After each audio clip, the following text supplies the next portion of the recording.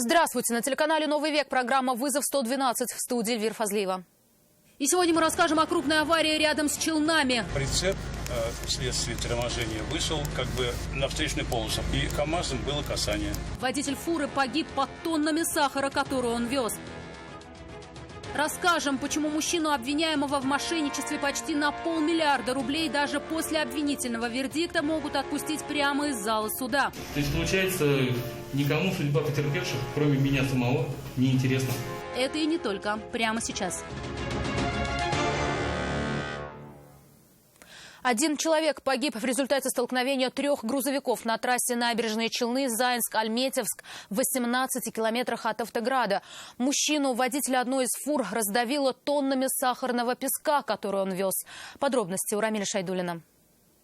В результате аварии от полученных травм скончался 59-летний водитель КАМАЗа. Фуру выбросило на обочину, и мужчину раздавило 20 тоннами сахара, которые он перевозил. Автоинспекторы предположили, что в аварии усматривается вина водителя встречного грузовика, который не учел погодные условия и состояние проезжей части. Дорога была мокрая. Встретить машину что-то поморгала фарами.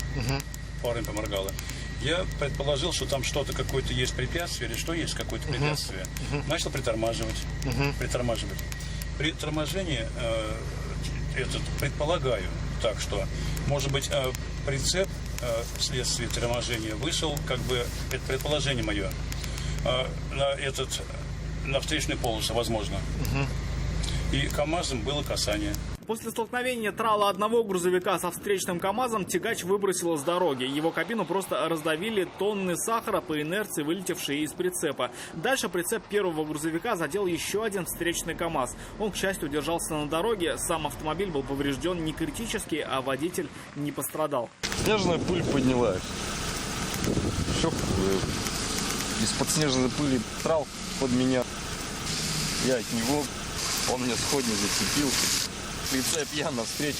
Теперь все обстоятельства этой аварии будут выяснять следователи уже в рамках уголовного дела. Рамиль Шайдуллин, Руслан Бекмухаметов, Валентин Кулагин. Вызов 112.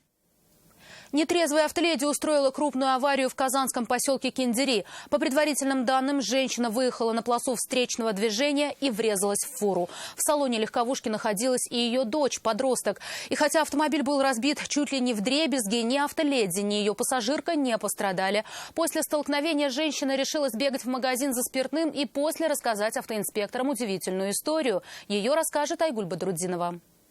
Я, получается, как стена ее остановил просто. Водитель фуры говорит, женщине крупно повезло. Он ехал из Казани. Она, наоборот, в город со стороны высокой горы. Выехавшую на встречную полосу иномарку не заметить было сложно. Тем более она едва не столкнулась с другой легковушкой. Но они смогли разъехаться. Иначе последствия могли быть куда печальнее.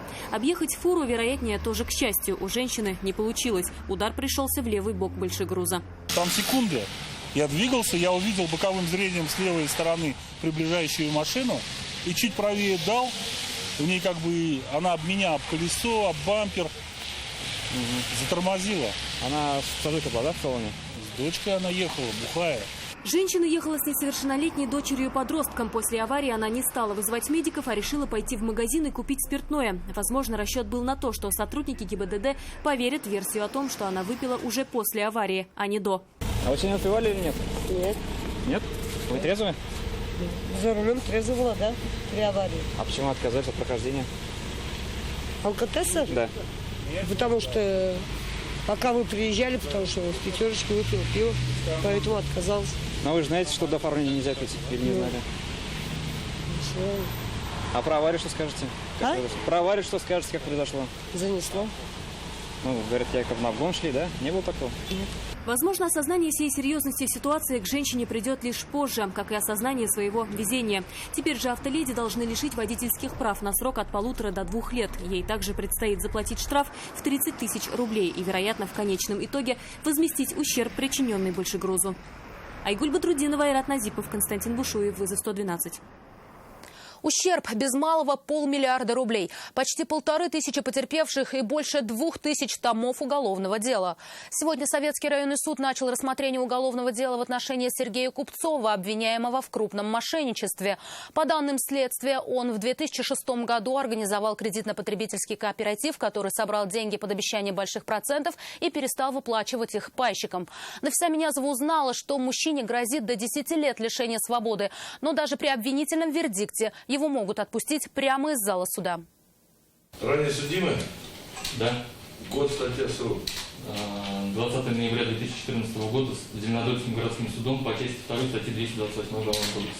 4 года лишения свободы уже отбыл, будучи под арестом по данной статье.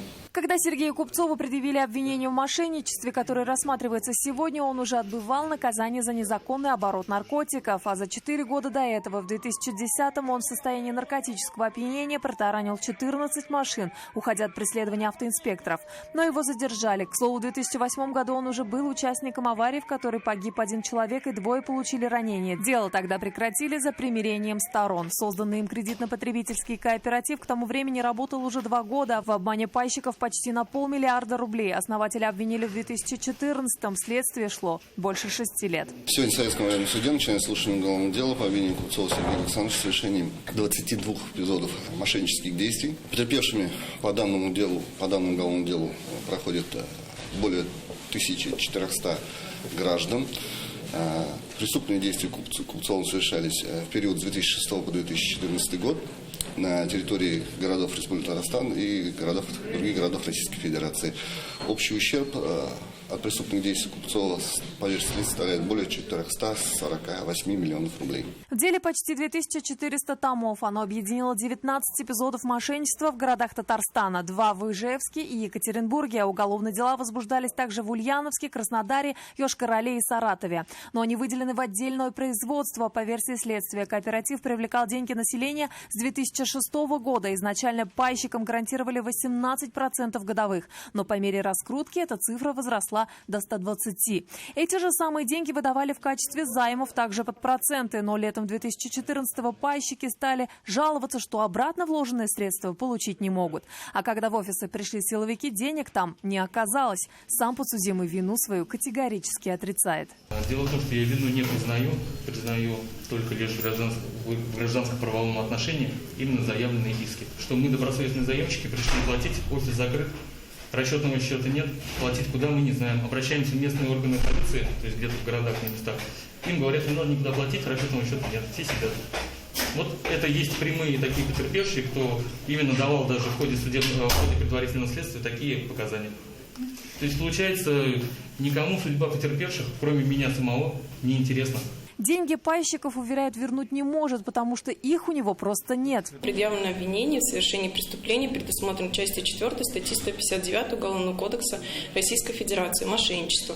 Если его вина будет доказана, ему грозит наказание в виде лишения свободы сроком до 10 лет. Но даже если его признают виновным, возможно, отпустят прямо из зала суда. Под стражей он провел 6,5 лет. 1 день в СИЗО засчитывается за 1,5 в колонии общего режима. Сейчас меры пресечения у подсудимого нет. Окончательный вердикт будет вынесен, скорее всего, не скоро. Сегодня же государственный обвинитель заявил, что объем оглашаемых обвинительных материалов огромен и требует подготовки, в связи с чем слушание дела отложили на 3 марта. Нафиса Минязова, Наиля Абдулин, вызов 112. Деятельность незаконного казино прекратили сотрудники отдела экономической безопасности и противодействия коррупции в Нижнекамске. Они установили, что в одном из подвальных помещений проводятся азартные игры на деньги. Посетители вносили средства, получая специальную пластиковую карту, с помощью которой потом делали ставки во время игры. В случае выигрыша игроком денежных средств, а также в случае, если игроку необходимо вывести денежные средства, он передавал кассиру ранее выданную карту, после чего получал из кассы денежные средства в соответствии с выигрышем. В случае проигрыша игрок просто осуществлял возврат карты. С места происшествия сотрудниками полиции изъято 11 единиц системных блоков, 10 единиц клавиатур, 10 единиц считывателей карт и денежные средства. В ходе проведенных оперативниками мероприятий незаконная игорная деятельность ликвидирована.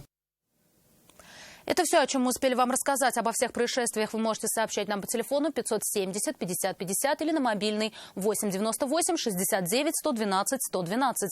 Также мы доступны и в социальных сетях. Присылайте видео, снятое вами. В студии была Эльвира Фазлиева. До встречи и не бросайте вызов судьбе. Вдруг она его примет.